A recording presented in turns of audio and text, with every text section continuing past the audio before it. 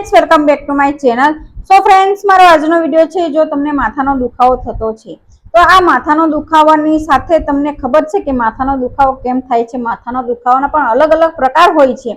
તો આજે હું જાણકારી આપીશ કે માથાનો દુખાવાનો જ એક બીજો પ્રકાર છે માઇગ્રેન। આ માઇગ્રેનનો દુખાવો કોને કહેવાય, માથાનો દુખાવો વખતે તમને કેટલા ટાઈમ સુધી માથાનો દુખાવો થાય છે અને માઇગ્રેનની સમસ્યા હોય તમારા માથા પર એટલે કે તમારા શરીરમાં તો માઇગ્રેનની સમસ્યા હોય તો તમને કેટલા કલાક સુધી તમારો માથાનો દુખાવો થઈ શકે છે। માઇગ્રેન હોય તો તમને શરીરમાં કયા કયા मतलब કે ઉણપો આવી શકે છે, કઈ કઈ માઇગ્રેનની બીમારી હોય તો તમને સાથે સાથે કઈ બીમારી આવી શકે છે અને માઇગ્રેન જ્યારે માથાનો દુખાવાની શરૂઆત થવાની હોય એના લક્ષણો કયા છે અને કઈ રીતે તમે જાણી શકો કે આ સાદો દુખાવો છે કે પછી માઇગ્રેનનો દુખાવો છે એ તમે આજના વિડીયોમાં તમને પૂરી માહિતી મળશે। તો જે માઇગ્રેનનો દુખાવો હોય છે ને એ ખૂબ જ તીવ્ર દુખાવો હોય છે। તીવ્ર દુખાવો હોય છે અને માઇગ્રેનનો દુખાવો થતો હોય ને એવા વ્યક્તિને 4 થી 72 કલાક સુધી માઇગ્રેનનો દુખાવો રહેતો હોય છે। સાથે જ જે વ્યક્તિને માઇગ્રેનનો દુખાવો થતો હોય છે ને તેમને અચાનક જ ખાવાનું ન ભાવે, પછી ઉબકા આવ્યા કરે અને પછી જો તમે થોડું કામ કરો ખૂબ જ થાકી જાઓ અથવા તો તમારું માથું છે ને એ એક જ તરફ દુખાવો થતો હોય, અહીંયા જ ઉછળતું હોય એવું કહેવા માંગુ એ રીતનો દુખાવો થતો હોય તો તમને કદાચ માઇગ્રેનનો દુખાવો થઈ શકે છે। જો તમને ઉબકા આવે ને તો તમારો અવાજ પણ બદલાતો હોય છે। માઇગ્રેનની સમસ્યા હોય ને એવા વ્યક્તિને અવાજ પણ ખૂબ જ બદલાતો હોય છે અને સાથે જો ઉલટી તો ખૂબ જ આવતી હોય છે, થોડા થોડા ટાઈમે ઉબકા આવતા હોય છે એ મેં જાણકારી આપીશ।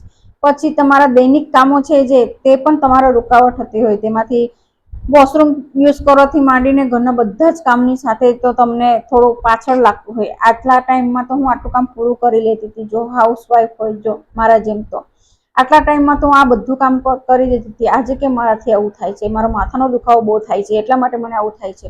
તો કદાચ તમે સમજી શકો, મારે ખાલી જાણકારી આપી છે, ઉદાહરણ તરીકે હું તમને જાણકારી આપું છું તો એ પણ તમે સમજી શકો છો। અને જ્યારે સિમ્પલ માથાનો દુખાવો હોય છે ને એવા વ્યક્તિને 5 થી 6 કલાક સુધી દુખાવો રહે અથવા તો એક રાત 12 કલાક સુધી 24 કલાક સુધી જ રહે। જ્યારે માઇગ્રેનનો દુખાવો છે ને એ શરૂઆતની સાથે તમે જોશો તો તમને શરૂઆતમાં ઉબકા આવશે, પછી થાક લાગશે, પછી પાછું તમને ચક્કર આવશે, પછી તમને ખાવાનું ના ભાવે, થોડું કામ કરશો ને તમે થાકી જશો, એવી બધી સમસ્યા થતી રહે, એને માઇગ્રેનની સમસ્યા કહેવાય। એટલે દુખાવો છે ને સખત તીવ્ર હોય છે। આ માઇગ્રેનનો દુખાવો થાય ને તો આપણું મગજ એટલું ખરાબ થઈ જાય ને કે એના માટે આપણે ડોક્ટરની સલાહ લેવી જોઈએ। અને એના પહેલા હું જાણકારી આપું કે તમને આવું બધું થતું, માઇગ્રેનનો દુખાવો જો થતો જ હોય તો તમે થોડું ખોરાકમાં ફેરબદલી કરો ને એટલે થોડું તમારા શરીરમાં શું કહેવાય માઇગ્રેનનો દુખાવો થતો હોય ને એ કાબુમાં આવી શકે। હું ફક્ત ખોરાક વિશે જ જાણકારી આપું છું। જો તમે ખોરાકમાં આ સમસ્યા, તમારા શરીરમાં આ પ્રોબ્લેમ છે, આ દુખાવો છે તો તમે આ ખોરાકમાં થોડું બદલાવ કરશો તો તમને સારું થશે। હું કોઈ દવા નથી બતાવતી, દવા જે પણ બતાવું છું ને એ અનુકૂળ હોય તો જ બતાવું છું। તો આજે માઇગ્રેનનો જે દુખાવો થતો હોય છે ને એના માટે આજે હું થોડાક ખોરાકોની જાણકારી આપું અને થોડી સાવચેતી રાખવાની જાણકારી આપું। બીજા લક્ષણો જણાવી દઉં માથાનો જ્યારે માઇગ્રેનનો દુખાવો થતો હોય ને તો તમને આંખમાં અંધારા જેવા આવતા હોય અને તમને તમારો શરીરનો ઓરા છે ને એ પણ બદલાતો હોય। ઘણા લોકોને છે ને આ માઇગ્રેનની સમસ્યા હોય ને તો ચક્કર પણ આવતા હોય છે, પછી તમારા ધબકારા વધી જતા હોય છે અથવા તો અમુક લોકોના ધબકારા ઓછા પણ થઈ જાય છે। પછી ચાલવાથી અને સીડી મેં જાણકારી આપી જેવી રીતે સીડી ચડવાથી પણ તમને થાક લાગી જતો હોય, થોડું થોડું ને તમે થાકી જાઓ, હાંફી જાઓ, તમને ગમે જ ના, તમને શરીરમાંથી પસીનો પસીનો થઈ જાય અથવા તો તમને એવું લાગે કે બસ હવે સૂઈ જ પડું, એટલું ખતરનાક માથું દુખે છે। પછી તમે માઇગ્રેનનો દુખાવો એટલા માટે પણ થઈ શકે છે તો તમે પૂરી રાત સુધી સારી રીતે આરામ ના કરતા હોય, ઊંઘતા હોય, મોબાઈલ જ યુઝ કરતા હોય અથવા તો તમે ટેન્શનમાં જ રહેતા હોય, આંખો બંધ છે પણ તમે મનમાં એવું વિચારો છો કે મારી સાથે કેમ આ થઈ રહ્યું છે, મેં આટલું વાંચ્યું ને કેમ મને યાદ નથી રહેતું ને આમ ને તેમ, બધાના પોતપોતાના પ્રોબ્લેમ અલગ અલગ હોય। એ રીતે પણ તમે કદાચ જાગતા જ રહેતા હોય, તમારું મગજ કામ ને કામ કરતું હોય ને તો પણ આ માઇગ્રેનનો દુખાવો થઈ શકે છે। અને સાદો દુખાવો તો એવો હોય છે કે તે 12 થી 14 કલાકની અંદર અથવા તો 24 કલાકની અંદર એ સારો થઈ જતો હોય છે। પણ માઇગ્રેનનો દુખાવો એવો છે કે 4 કલાકની સાથે 72 કલાક સુધી થઈ શકે છે। તો આ સમસ્યા ખૂબ જ ગંભીર કહેવાય અને આ માઇગ્રેનનો દુખાવો થાય ને તો ઘણા લોકોને નસ પણ ફાટી જાય છે, મગજની નસ ફાટી જાય એવું કહે ને, તો એ સમસ્યા પણ થઈ શકે છે.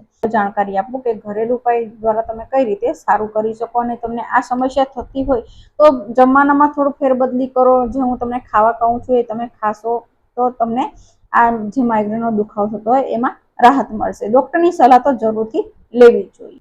આ માઇગ્રેનનો દુખાવાની સાથે માથાનો દુખાવો હોય ને એ વ્યક્તિ પણ ઉપયોગમાં લઈ શકે છે. એવું નથી કે માથાનો દુખાવો અને માઇગ્રેનનો દુખાવો છે એવા વ્યક્તિએ આ ખોરાક નહીં ખાવો, એવું એટલે કે આ માઇગ્રેન વાળા જ ખાવાનું અને આ માથાના દુખાવા વાળા જ ખાવું એવું નથી. આજે મેં જાણકારી આપું છું એ માથાનો દુખાવો અને માઇગ્રેનની સમસ્યા હોય એ બંને વ્યક્તિ ખાઈ શકે છે. તો સૌથી સવારના ઉઠીને આપણે બધા ચા પીતા હોઈએ છીએ, તો આપણે આદુવાળી ચા પીવાની છે. આદુવાળી ચામાં આપણે ખાંડ નથી ઉમેરવાની, એમાં મધ મિક્સ કરવાનું છે.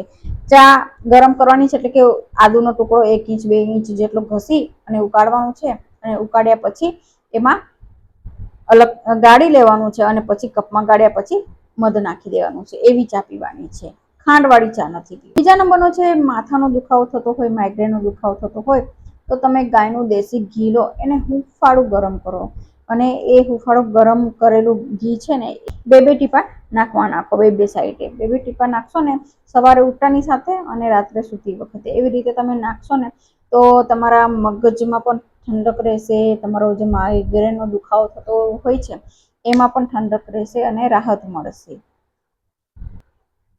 ઘણીવાર છે ને માથાનો દુખાવો કે માઇગ્રેનનો દુખાવો ક્યારે થતો હોય વધારે, જો તમે ખૂબ જ તરસા રહેતા હોય, તરસ એટલે કે પાણી ના પીતા હોય, તમે ઘરનું કામ કરતા હોય, ઘણા લોકો પેલો અપવાસ કરતા હોય ત્યારે પણ પાણી ના પીતા હોય, એવું બધું હોય છે. તો એવું બધું નહીં કરવાનું. તો તમે પાણી વધારે પીશો ને તો તમારા શરીરમાં ઓટોમેટિક જ તાજગી આવશે, અને સાથે તમારું શરીર એકદમ ફ્રેશ રહેશે, અને કોઈ બીમારી ના હોય, કોઈ થાક ના લાગ્યો હોય એ ટાઈપનું રહેશે. તો પાણી તો જરૂરથી પીવું જ જોઈએ. તો તરસ લાગે કે ના લાગે પણ પાણી પીવાનું વધારે રાખો. માઇગ્રેનનો દુખાવો અથવા તો દુખાવો વારંવાર થતો હોય ને તો તમારે કોઈ ઉપવાસ કરવાની જરૂર નથી. ભગવાનની પૂજા કરશો એટલે સારું થઈ જશે બધું. તો ઉપવાસ કરવાની જરૂર નથી. ઉપવાસ કરવાથી પણ માથાનો દુખાવો વધી જાય છે અને માઇગ્રેનની સમસ્યા થઈ શકે છે. સાથે જ તમે જો ખૂબ જ ટેન્શન લેતા હોય તો પણ થઈ શકે છે. બહેનોની વાત કરું તો બહેનોને માસિક ધર્મના આવવાના થોડા 2-4 દિવસ પહેલા પણ આ માઇગ્રેનની સમસ્યા થઈ શકે છે. તમારા શરીરમાં હોર્મોન્સ ઇમ્બેલેન્સ હોવાના કારણે આ માઇગ્રેનની સમસ્યા થઈ શકે છે.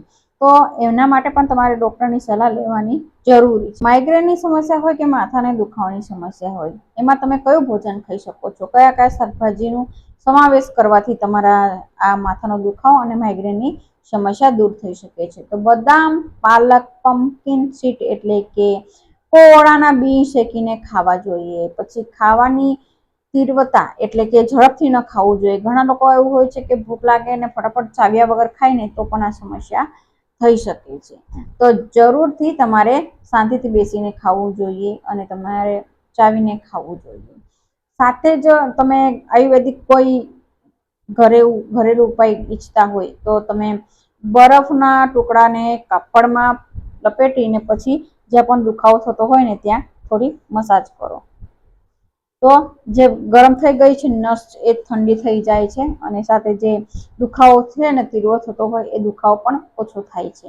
આ સમસ્યા માઇગ્રેન વાળા વ્યક્તિ પણ કરી શકે છે અને માથાના દુખાવા વાળા વ્યક્તિ પણ કરી શકે છે.